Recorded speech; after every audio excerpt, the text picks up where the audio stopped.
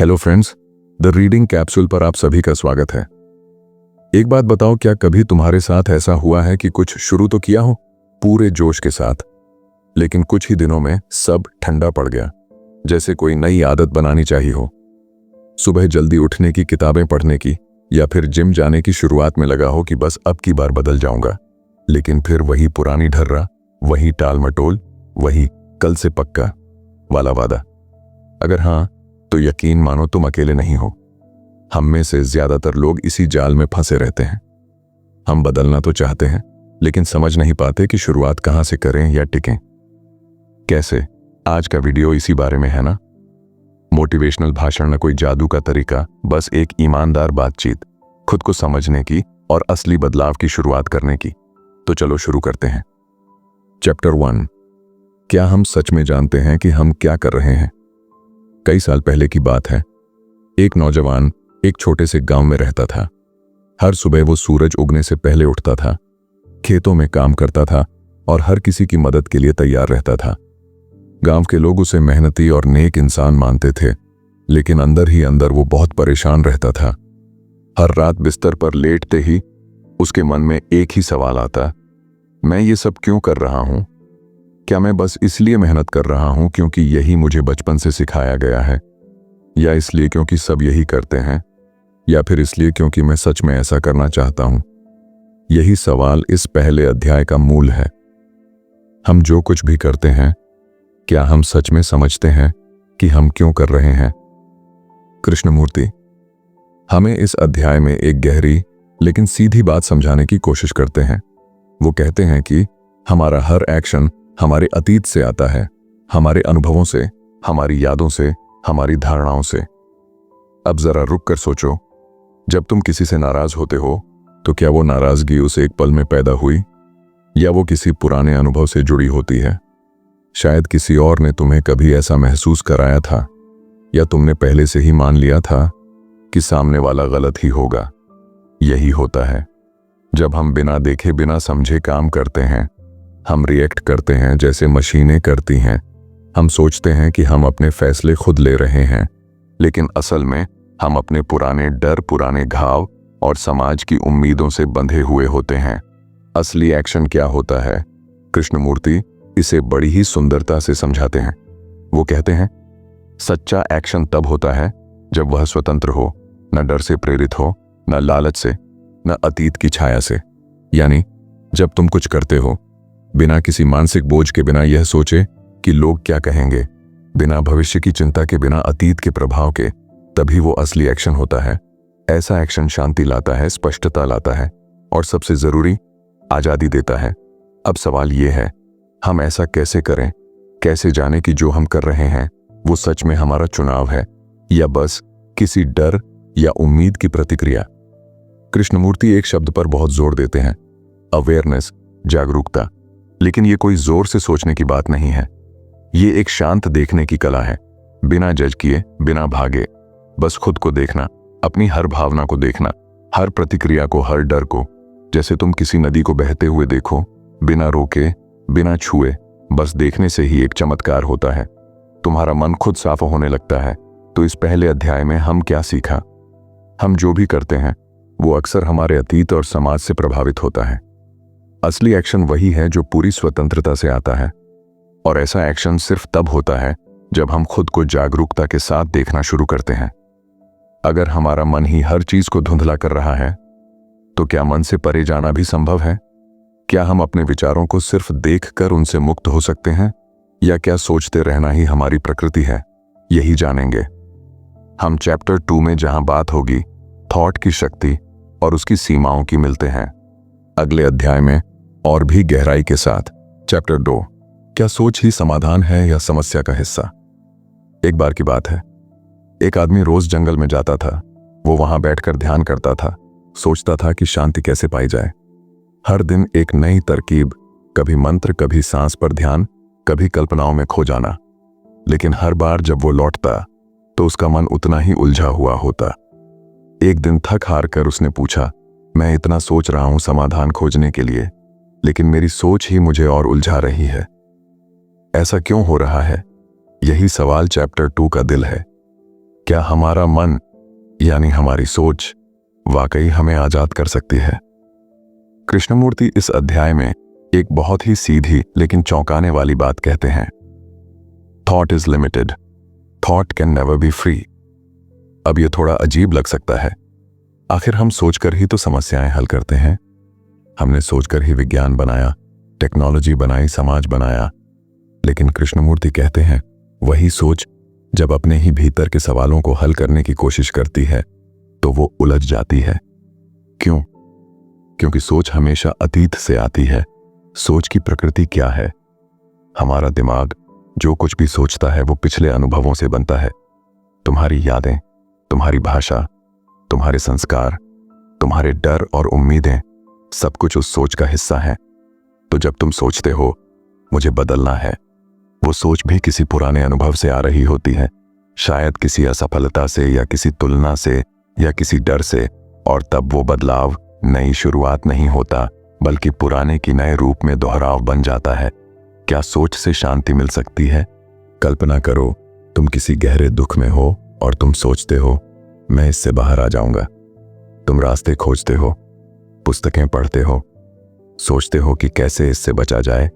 लेकिन जितना तुम सोचते हो उतना ही तुम उस दुख के आसपास घूमते हो, क्योंकि तुम उसे देख नहीं रहे, तुम उसे ठीक करने की कोशिश कर रहे हो। कृष्णमूर्ति कहते हैं only when the mind is quite, not made quite by force but naturally still, can truth be seen.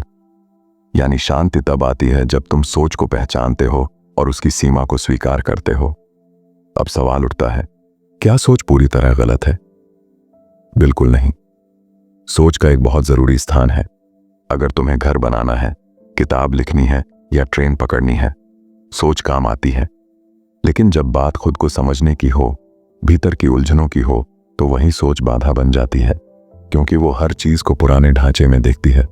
तो फिर रास्ता क्या है? रास्ता है देखना, सोच को देखना, ना दबाना, ना लड़ना, ना चलाना, बस देखना। जैसे कोई बच्चा पहली बार बारिश देखता है, बिना कोई नाम दिए बस महसूस करता है। उसी तरह जब हम अपनी सोच को बिना पहचान के, बिना लेबल के बस देखते हैं, तो एक अजीब सा शांत स्पेस बनता है। वहीं से असली बदलाव शुरू होता है। तो इस अध्याय से हमने क्या सीखा? सोच सीमित है क्योंकि वो अतीत से आती है। जब हम सोच से खुद को बदलने की कोशिश करते हैं तो असली परिवर्तन नहीं होता। लेकिन जब हम सोच को पूरी जागरूकता से देखते हैं, तब भीतर की आजादी संभव होती है। अब सोचो, अगर सोच भी सीमित है तो फिर वो कौन सी ऊर्जा है जो इस पूरे अनुभव को देख सकती है, जो सोच को भी देख सकती है? क्या वो ध्यान है? क्या वो जागरूकता है, या कुछ और? चैप्टर 3 में हम इसी सवाल की गहराई में उतरेंगे। ध्यान क्या है, और क्या ध्यान कोई अभ्यास है या कुछ ऐसा जो बिना कोशिश के घटता है? चैप्टर 3, ध्यान। प्रयास से नहीं, समझ से होता है। कुछ साल पहले की बात है। एक बुजुर्ग व्यक्ति पहाड़ों के किनारे एक छोटे से घर में अकेले रहता था। हर सुबह वो उठकर सूरज की ओर देखने बैठता था। ना कोई मंत्र, ना कोई विशेष मुद्रा, ना कोई मानसिक व्यायाम, बस शांत बैठा रहता, चुपचाप, जैसे वो खुद को नहीं बल्कि पूरे जीवन को देख रहा हो। एक दिन एक यात्री वहां आया और उसने पूछा, बाबा, आप ध्यान कब शुरू करते हैं? बुजुर्ग मुस्कुराए और बोले, जब मैंने ध्यान करना छोड़ दिया तब ध्यान शुरू हुआ। यही बात इस अध्याय का सार है। ध्यान, जिसे हम अक्सर एक टेक्निक समझ लेते हैं, एक प्रैक्टिस, एक रोज का अभ्यास। कृष्णमूर्ति इसे बिल्कुल अलग नजर से देखते हैं। वो कहते हैं, meditation is not a practice, it is a movement of understanding. तो ध्यान क्या नहीं है? शुरुआत वहीं से करते हैं। कृष्णमूर्ति साफ कहते हैं, ध्यान का मतलब ये नहीं कि तुम 15 मिनट आंखें बंद करके बैठे रहो या किसी खास चीज पर फोकस करो या अपने मन को जबरदस्ती शांत करो। वो कहते हैं, जब तुम मन को कंट्रोल करने की कोशिश करते हो तब तुम उसके खिलाफ लड़ रहे होते हो, और जहां लड़ाई है वहां शांति नहीं हो सकती। तो फिर ध्यान क्या है? ध्यान का मतलब है हर पल को पूरी जागरूकता से देखना, बिना हस्तक्षेप के, बिना इच्छा के, बिना इसे बदलने की कोशिश के। जब तुम चल रहे हो तो पूरी तरह चलने में हो, जब खा रहे हो तो स्वाद महसूस करने में हो, जब मन में विचार आ रहे हो तो उन्हें सिर्फ देखने में हो, पकड़ने या हटाने की कोशिश के बिना। कृष्णमूर्ति कहते हैं, the highest form of meditation is to be aware without choice of every thought and feeling as it arises. यानी हर भाव, हर विचार, हर प्रतिक्रिया जो भी उठता है मन में, उसे तुम नाम दिए, बिना जज किए, बिना बस देख रहे हो। ध्यान कोई एकांत क्रिया नहीं है। कई लोग सोचते हैं कि ध्यान मतलब अकेले में बैठना। कृष्णमूर्ति कहते हैं, ध्यान का संबंध हर रिश्ते से है। जब तुम किसी से बात कर रहे हो, क्या तुम ध्यान में हो? यानी क्या तुम उसकी बात को पूरी तरह सुन रहे हो, या सिर्फ जवाब सोच रहे हो, या अंदर ही अंदर उसका मूल्यांकन कर रहे हो? सुनना, देखना, छूना, हर अनुभव अगर पूर्ण जागरूकता के साथ हो तो वही ध्यान है। ध्यान कोई लक्ष्य नहीं है। ध्यान कोई ऐसी चीज नहीं है जिसे हासिल करना है। कृष्णमूर्ति कहते हैं, if you are trying to reach something through meditation then it is not meditation. मतलब अगर तुम ध्यान कर रहे हो ताकि तुम्हें शांति मिले या शक्ति या कोई अनुभव, तो तुम अब भी लालच और इच्छा के दायरे में हो। सच्चा ध्यान तब होता है जब इच्छा खत्म होती है, जब देखने वाला देखने में ही खो जाता है, जब देखने और देखे जाने में कोई फर्क नहीं रहता। अगर ध्यान कोई तकनीक नहीं है, ना ही कोई प्रक्रिया, तो फिर क्या वो अपने आप घटने वाली चीज है? क्या हम उसे लाने के लिए कुछ कर भी सकते हैं, या उसे केवल समझकर अनुभव किया जा सकता है? इस अध्याय से क्या सीखा? ध्यान कोई अभ्यास नहीं, बल्कि जागरूकता की अवस्था है। ये तब होता है जब तुम मन के हर विचार को बिना हस्तक्षेप देखना शुरू करते हो। ध्यान रिश्तों से जुड़ा है। सुनने और देखने की कला से ध्यान तब होता है जब तुम कुछ पाने की इच्छा छोड़ देते हो। लेकिन अब एक गहरा सवाल उठता है, अगर ध्यान तब होता है जब इच्छा नहीं होती, तो फिर ये जानना जरूरी है कि इच्छा की जड़ कहाँ है। हम हर चीज से कुछ पाना क्यों चाहते हैं? हमें लगातार कुछ बनने की बेचैनी क्यों लगी रहती है? चैप्टर 4 में हम बात करेंगे डिजायर यानी इच्छा की, उसकी जड़ों की, और इस सवाल की, क्या इच्छा के बिना जीना जीवन को ठुकराना है या जीवन को पूरी तरह से अपनाना? चैप्टर 4, इच्छा, बदलाव की चिंगारी या भ्रम की जंजीर। कभी ध्यान दिया है जब भी हम किसी चीज को देखते हैं, अच्छा खाना, कोई सुंदर चेहरा, एक नई कार या कोई सफलता की कहानी, तो मन में एक हलचल सी उठती है, एक खिंचाव, एक चाह, और हम सोचते हैं, काश ये मेरे पास होता। इसी एक पल में इच्छा जन्म लेती है। आज का अध्याय, इच्छा, डिजायर, हमारे जीवन का सबसे सामान्य लेकिन सबसे गहरा हिस्सा। इसी से हम दौड़ते हैं, सपने देखते हैं और कई बार थक भी जाते हैं। एक बच्चा अपने स्कूल में सबसे तेज दौड़ने वाला बनना चाहता था। उसने तस्वीरें चिपकाईं, रोज दौड़ की प्रैक्टिस की। हर बार जब वो दौड़ता तो उसका मन सिर्फ एक चीज सोचता, पहला आना है। लेकिन धीरे धीरे वो थकने लगा। शरीर नहीं, मन, उसे खुद से चिढ़ होने लगी, क्योंकि जब भी कोई उससे तेज निकलता तो वो खुद को नाकाम महसूस करता। एक दिन उसके कोच ने पूछा, तू दौड़ क्यों रहा है? बच्चा बोला, ताकि मैं सबका पसंदीदा बन सकूं। कोच मुस्कुराया और बोला, जब तू दौड़ को पसंद करने लगेगा तब तू सच में दौड़ेगा। तो इच्छा क्या होती है? कृष्णमूर्ति कहते हैं, desire begins with perception followed by sensation and then thought creates the image and that image is pursued. यानी 1, सबसे पहले हम कुछ देखते हैं। 2, फिर उसमें कोई अनुभूति होती है, अच्छा लगता है। 3, फिर सोच एक कल्पना बना लेती है, ये मेरा हो जाए, और वही कल्पना बन जाती है। इच्छा, क्या इच्छा बुरी चीज है? बहुत से लोग सोचते हैं कि अध्यात्म का मतलब है इच्छा का त्याग, लेकिन कृष्णमूर्ति का नजरिया अलग है। वो कहते हैं, इच्छा खुद में कोई बुराई नहीं है। समस्या तब होती है जब इच्छा संचालित करने लगती है, जब हम किसी चीज को जरूरी मान लेते हैं अपने सुख के लिए। जब हम कहते हैं, जब तक मुझे ये नहीं मिलेगा मैं अधूरा हूं। इसी भावना से पैदा होती है लालच, ईर्ष्या, जलन और कभी कभी हिंसा भी। इच्छा का स्वभाव क्या है? इच्छा कभी शांत नहीं रहती। तुम एक चीज पाते हो, फिर अगली, फिर अगली, और ये दौड़ कभी खत्म नहीं होती। कृष्णमूर्ति कहते हैं, desire is constant becoming, never being.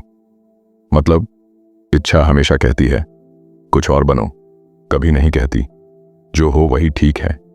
इसलिए जो मन इच्छा से भरा है वो हमेशा असंतोष में जीता है। तो क्या हमें इच्छा को मार देना चाहिए? नहीं, कृष्णमूर्ति इस पर जोर देते हैं। इच्छा को दबाना भी एक और इच्छा ही होती है जो कहती है मुझे शांत और आध्यात्मिक बनना है। समाधान इसमें नहीं है कि हम इच्छा से भागें, बल्कि इसमें है कि हम इच्छा को पूरी स्पष्टता से देखें। जैसे ही हम किसी चाहत को उठते हुए देखते हैं और उसके पीछे के कारण को समझते हैं, वो स्पेस जो उस देखने में पैदा होता है वो हमें आजाद करता है। तो हमने क्या सीखा इस अध्याय में? इच्छा देख कर शुरू होती है और कल्पना बनकर मन में बस जाती है। इच्छा खुद में बुरी नहीं है, लेकिन जब हम उससे जुड़ जाते हैं तो पीड़ा शुरू होती है। इच्छा हमेशा भविष्य में भागती है, कुछ और पाने की खोज में। और सबसे जरूरी, इच्छा को दबाना नहीं बल्कि देखना ही उसका अंत है। अब जरा रुक कर सोचो, अगर इच्छा की जड़ है कल्पना, तो क्या हमारी पूरी पहचान भी इसी कल्पना से बनी है? क्या जो हम सोचते हैं मैं हूं, वो भी बस यादों और विचारों की एक छवि है?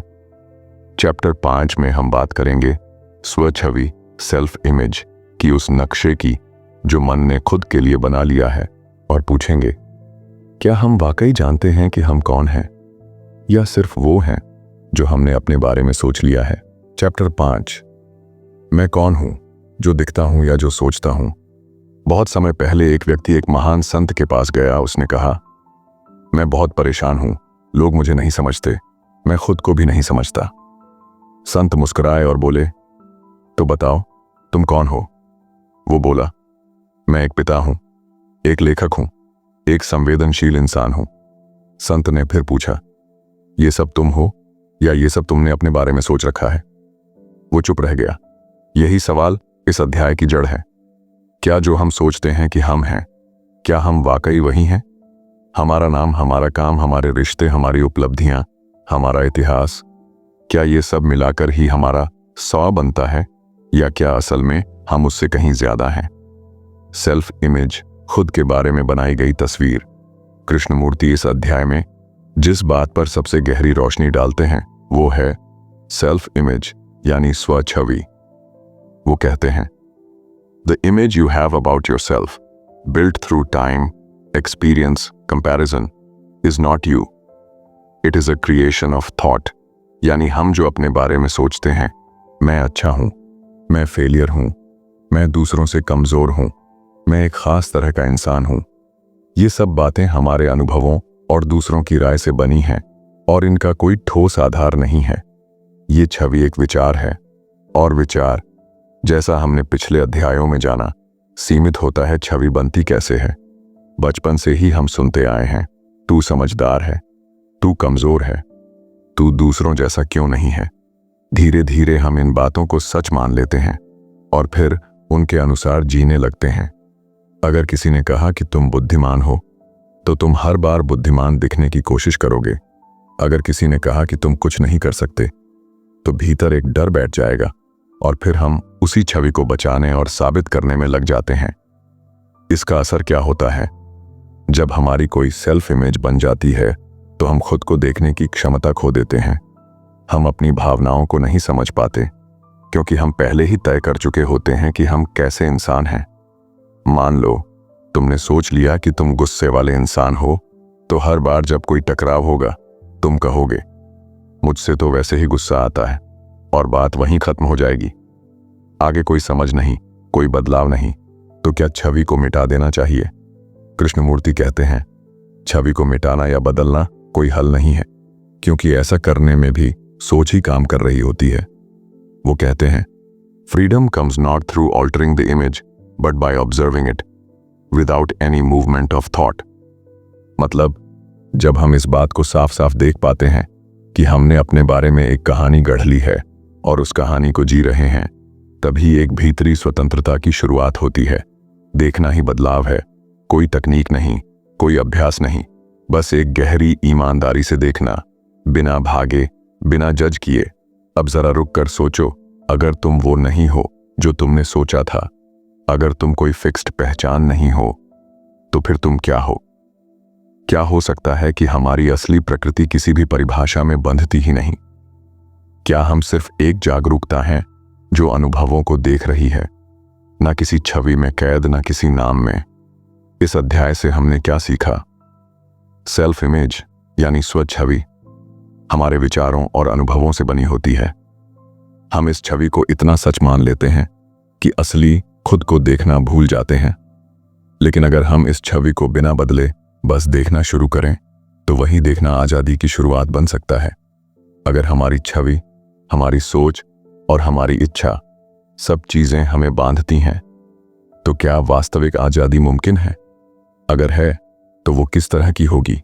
क्या वो बाहरी स्वतंत्रता है या भीतर की वो स्थिति जहां मन पूरी तरह शांत और मुक्त होता है? चैप्टर 6 में हम बात करेंगे स्वतंत्रता की, उस आजादी की जो किसी विचार या स्थिति से नहीं बल्कि पूरी जागरूकता से जन्म लेती है। चैप्टर 6 आजादी बाहर से नहीं, भीतर से होती है। एक दिन एक नौजवान एक पहाड़ी गांव में एक साधु से मिलने गया। उसके मन में कई सवाल थे। वो बोला, मैं आजाद होना चाहता हूं। मैं किसी के अधीन नहीं रहना चाहता, ना समाज के, ना परिवार के, ना विचारों के। साधु ने मुस्कुराकर पूछा, क्या तुम हर सुबह अपनी सोच से आजाद होकर उठते हो? नौजवान चुप हो गया क्योंकि वो जानता था उसकी हर सुबह कल की उलझनों से शुरू होती थी। यही बात इस अध्याय का मूल है, स्वतंत्रता, फ्रीडम। लेकिन वो जो बाहर के बंधनों से मुक्ति नहीं बल्कि भीतर की कैद से आजादी है, हम आजादी को कैसे समझते हैं? अक्सर हम सोचते हैं कि आजादी का मतलब है कुछ भी कहने की आजादी, कहीं भी जाने की, जो चाहे करने की, किसी के नियंत्रण में न रहना।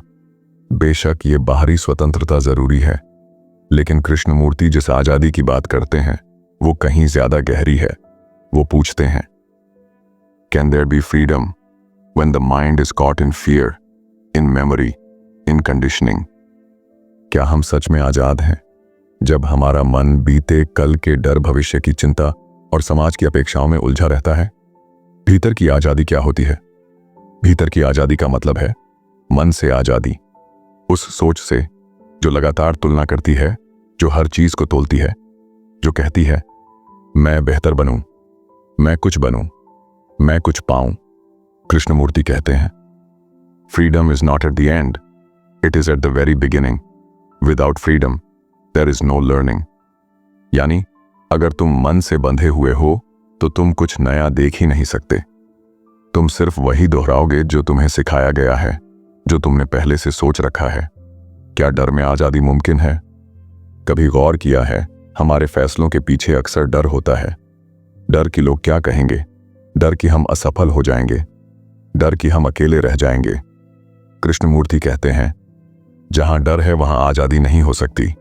डर को समझना और उसे बिना भागे देखना, यही पहला कदम है भीतरी मुक्ति की ओर, स्वतंत्रता और अनुशासन। कुछ लोग सोचते हैं अगर मन पूरी तरह आजाद हो गया तो वो बेकाबू हो जाएगा, अराजक हो जाएगा। लेकिन कृष्णमूर्ति कहते हैं, discipline born out of conformity और fear is not order, true order comes from understanding. यानी जो अनुशासन डर या मजबूरी से आता है वो अनुशासन नहीं, वो गुलामी है। सच्चा अनुशासन तब आता है जब तुम किसी चीज को गहराई से समझते हो और तब उसका पालन स्वाभाविक रूप से करते हो, बिना किसी दबाव या डर के। तो असली आजादी कैसे संभव है? कृष्णमूर्ति के अनुसार असल स्वतंत्रता तब आती है जब मन खुद को देखता है बिना किसी हस्तक्षेप के। तब तुम अपनी ईर्ष्या, अपने दुख, अपने डर, अपनी महत्वाकांक्षा सबको जैसे है वैसे देखने लगते हो। उस देखने में कोई उपाय नहीं होता, कोई दिशा नहीं होती, बस स्पष्टता होती है, और वही स्पष्टता तुम्हें आजाद करती है। इस अध्याय से हमने क्या सीखा? बाहरी आजादी के साथ साथ भीतर की आजादी भी जरूरी है। भीतरी आजादी तब आती है जब मन डर, सोच और कंडीशनिंग से मुक्त होता है। अनुशासन जबरदस्ती से नहीं, समझ से आता है। असली आजादी का मतलब है हर पल को जागरूकता से देखना, बिना पूर्व धारणा के। तो दोस्तों, शायद बात बस इतनी सी है। हम सब अपने जीवन में कुछ ढूंढ रहे हैं, कभी शांति, कभी स्पष्टता, कभी खुद को। और इस सफर में जो सबसे जरूरी चीज है वो है ईमानदारी से खुद को देखना, बिना नकाब के, बिना बहाने के, बिना भागे। आज हमने जो भी बात की उसका सार यही है कि परिवर्तन बाहर से नहीं आता। वो तब आता है जब हम खुद को भीतर से समझने लगते हैं, धीरे धीरे एक एक परत उतारते हुए। अगर ये बातें आपके भीतर कहीं गूंजी हैं, अगर किसी एक पल पर भी आपको लगा हो, हाँ ये बात मेरे साथ हो रही है, तो अगला छोटा लेकिन सच्चा कदम ये हो सकता है, हर दिन कुछ मिनट खुद को शांत होकर देखने की कोशिश करें। ना जज करें, ना सुधारें, बस देखें। और अगर आपको लगता है कि इस तरह की बातें आपके सफर में मदद कर सकती हैं, तो इस चैनल से जुड़े रहिए। हम यहां सिर्फ बातें नहीं करते, हम साथ में समझने की कोशिश करते हैं। ध्यान रखिए, जवाब बाहर नहीं है, जवाब आपकी अपनी नजर में छिपे हैं। फिर मिलेंगे एक नई खोज, एक नई समझ के साथ।